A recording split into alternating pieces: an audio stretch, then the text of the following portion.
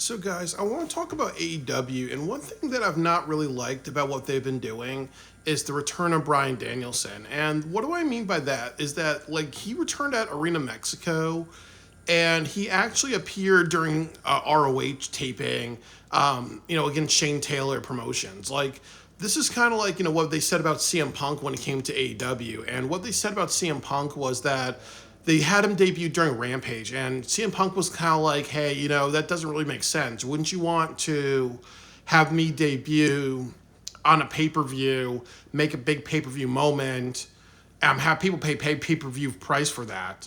Would you want to do something like that, really? And it's the same thing with Bryan Danielson. Like, honestly, if they wanted to do something for Arena Mexico, what they should have done is have this during the Arena Mexico show, really. Like, like during the main event, you should have seen Bryan Danielson like save the day or something like that and beat down Moxley, and then say something like, hey, I'm going to be special guest referee, or I'm going to be a special enforcer for the main event, really. Like, this is kind of the other issue too of the tie-ins. Again, why would you have Bryan Danielson appear during Ring of Honor and appear with Shane Taylor? Like, I know Shane Taylor's underrated, but you don't have one of your top people, or one of the people that would draw money to a pay-per-view, your biggest pay-per-view of the year, appear randomly on a on Ring of Honor show. It would be just like if The Rock came back and he wanted to face Cena one more time, or if you had The Undertaker say something like, I want to face The Rock one more time at WrestleMania. Imagine if The Undertaker came back on NXT and he chokeslammed Trick Williams. That wouldn't make any sense, really. You would do that, at Elimination Chamber or the Royal Rumble or something like that. They're having Slammiversary, so you wouldn't have The Undertaker challenge The Rock by showing up and chokeslamming, Santino, if I'm saying his name, Santina, from Mexico America. You get what I'm trying to say? You don't take a person who is like, one of your biggest stars and you put them in the wrong moment. That's just not what you do, really. That's bad booking. And that's kind of like what we see with AEW of do whatever the fuck we want type of booking, so that I don't like, really. And that's not good. And then also too, he had his first match back. He had a match against Max Caster, who's doing the, let's go, Max, you're the best wrestler alive. So, what would happen if there was an open challenge match on Collision, and it was a steel cage match, and Wheeler Yuta was told that he had to do that. Let's say he did something where Wheeler Yuta was just being an asshole. Tony Khan said, you know what, Wheeler, you've been pissing off people, you've been kind of an asshole. You're doing an open challenge match in a steel cage, and then, who's it going to be, really? And then you're also told nobody at ringside. Then Bryan Danielson comes out, he locks himself in a steel cage with Wheeler Yuta. He roughs up Wheeler Yuta. He takes out the belt and beats him in the ass, really, and teaches him, not to be a prick, really.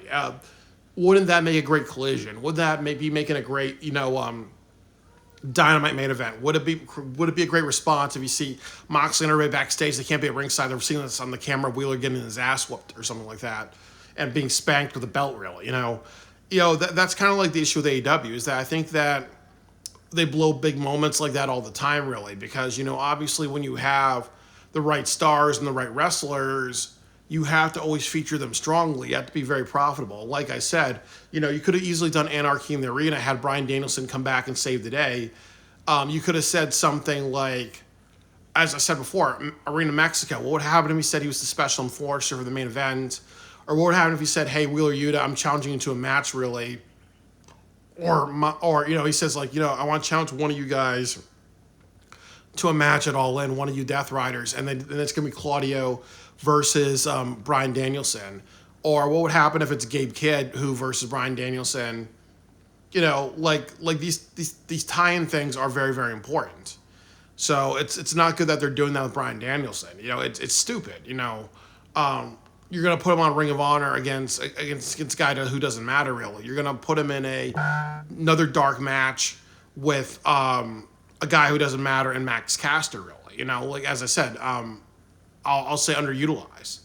So it's just really unfortunate that AEW blows big moments. And it's kind of like what I've said, and a lot of people will say about AEW is that they don't care about being a business. They don't care about presentation as much as they should, really. And it's ultimately, there's a lot of times when the presentation can do so much, really. I think they're at 19,000 people for All In. I think close to 20,000.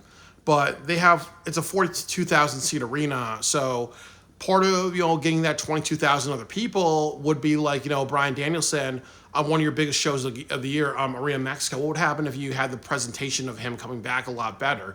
What would happen if you ended the night with him saving the Death Riders and then just challenging, one of the members to a match, really? Or they say we're going to do Blood and Guts or something like that at All In, really.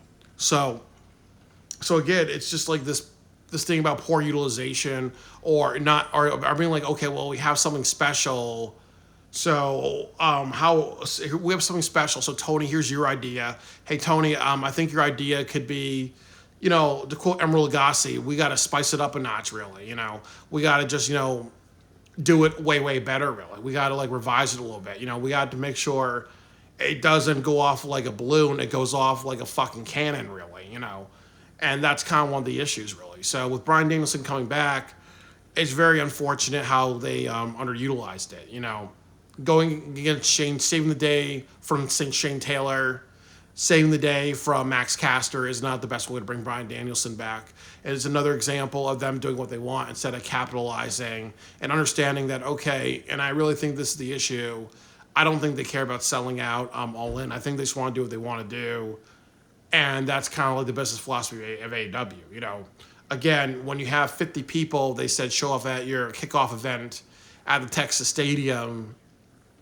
It should be a motivation for them to be like, hey, you know what? We got to panic. We got to make sure this show's like 30 to 40,000 people.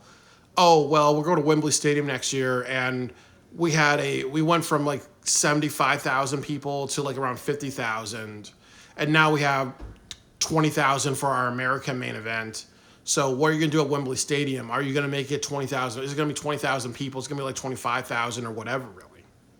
So yeah, they should have used All In this year to be like a practice exam for Wembley Stadium next year, because that should be like at least 60 or 70,000 to be successful. So again, it's unfortunate that AEW, in my opinion, they do whatever they want with big moments instead of making it hit hard as it should, really.